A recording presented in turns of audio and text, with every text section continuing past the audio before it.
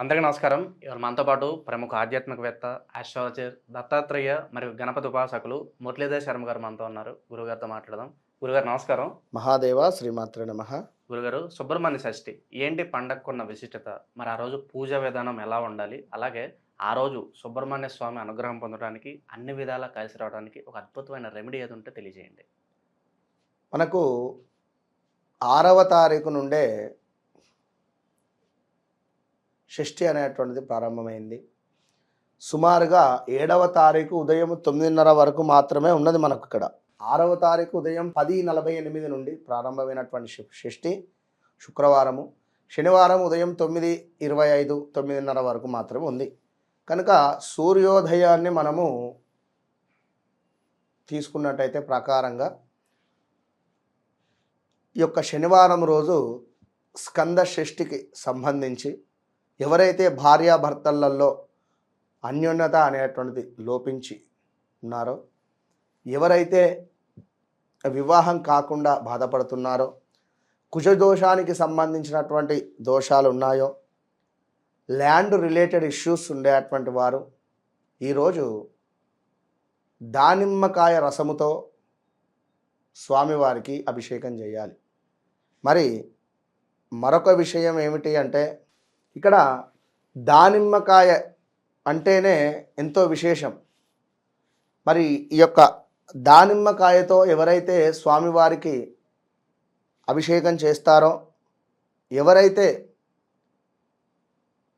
దానిమ్మకాయతో స్వామివారికి ఒక మాలలాగా సమర్పిస్తారో, ఎరుపు రంగు పుష్పాలను స్వామివారికి నివేదన చేస్తారో, ఎరుపు రంగు లేదా ఎల్లో రిలేటెడ్ చామంతి కానీ గులాబీ కూడా ఉంటుంది. మంచిగా దగ్గర కానీ గట్టిగా మాలను అల్లించేసి స్వామివారికి చక్కగా కూడా సమర్పించుకోవాలి. ఇక్కడ ముఖ్యంగా కూడా కొన్ని చోట్ల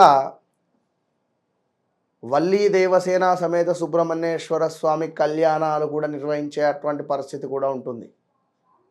కనుక మరి ఇలా వల్లీ దేవసేన సమేత సుబ్రహ్మణ్యేశ్వర స్వామి యొక్క ఎక్కడైనా మీరు వివాహం జరిగేటువంటి సందర్భంలో అక్కడికి వెళ్ళి వివాహం పూర్తయిన తర్వాత వెంటనే ఆ యొక్క స్వామివారి అమ్మవారి అనుగ్రహాన్ని పొందాలి అనుకుంటే, వివాహం కానివారు కానీ సంతానం కానివారు కానీ ఆ జీలకర్ర తీసుకొని జీలకర్ర బెల్లము తినడం మూలకంగా ఆ యొక్క ప్రసాదము మన శరీరానికి ఎప్పుడైనా తీర్థ ప్రసాదాలు శరీరంలో కలిసిపోవాలి, మలమూత్రాల నుండి బయటికి వెళ్ళకూడదు.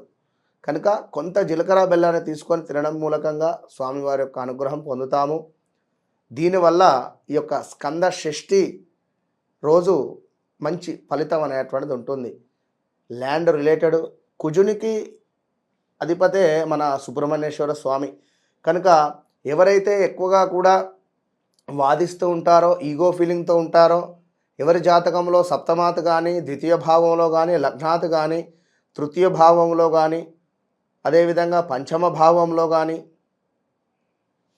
ద్వాదశ భావంలో కానీ ఈ యొక్క కుజుడు ఉంటాడో, 9వ భావంలో కూడా ఉండకూడదు. 9వ భావంలో కుజుడున్నా కూడా ఎంత పుణ్యము చేసినా కూడా నిలబడదు వారి జాతకరీత్యా. కనుక కొందరు అంటూ ఉంటారు, ఎన్ని పూజలు చేసినా మాకు ఫలితం లేదయ్యా గురువుగారు అంటే వారి జాతకంలో కుజుడు 9లో ఉండొచ్చును.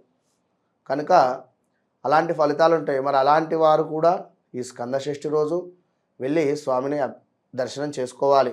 మరీ ముఖ్యంగా పాలు, అరటిపండు, అదేవిధంగా కొంత బెల్లాన్ని పానకంలాగా కలిపి అందులో నిజంగా స్వామివారి యొక్క ప్రసాదము ఎంత అమృతంగా ఉంటుందంటే అసలు వారు ఇంకా పచ్చకర్పూరం కాస్త వేసి చాలా అద్భుతంగా చేస్తారు. కొన్ని చోట్ల, అన్ని చోట్ల కాదు. కనుక అరటిపండు గుజ్జును మెత్తగా అరటిపండు తీసి అరటిపండు గుజ్జును స్వామివారికి మొత్తము కూడా రాస్తారు. రాసి మంచిగా పాలతో అభిషేకం చేసి దాన్ని అంతా తీసి పాలలో కలుపుతారు. వినరా, ఫల పంచామృతం ఎంత బాగుంటుందంటే అంత బాగుంటుందని టేస్ట్. కనుక మీరు ఈరోజు శరవణ భవ, ఓం స్కంధాయ నమః, ఓం స్కంద గురవే నమః అని ఈ 3 నామాలలో ఏదైనా ఒక నామం ఓం స్కంద గురవే నమః లేదా ఓం స్కందాయ నమః అని స్వామివారిని పూజించుకోండి. ఇక్కడ స్వామివారి నామాలు చదువుకోండి. సుబ్రహ్మణ్యేశ్వర అష్టకం చదవండి. సుబ్రహ్మణ్యేశ్వర భుజంగ స్తోత్రాన్ని చదవండి. ఈరోజు మోస్ట్ పవర్ఫుల్. ఈరోజు ఇది ఉదయము కుదిరితే 8:40 లోపు 7:40 నుండి 8:40 లోపు మీరు ఈ మనం చెప్పినటువంటి స్కంద ఓం స్కందాయ నమః అని కానీ సుబ్రహ్మణ్యేశ్వర అష్టకం కానీ లేదా భుజంగ స్తోత్రం కానీ ఇవి చదవడం మూలకంగా తప్పకుండా ఆ యొక్క సుబ్రహ్మణ్యేశ్వర స్వామి యొక్క అనుగ్రహం పొందుతారు.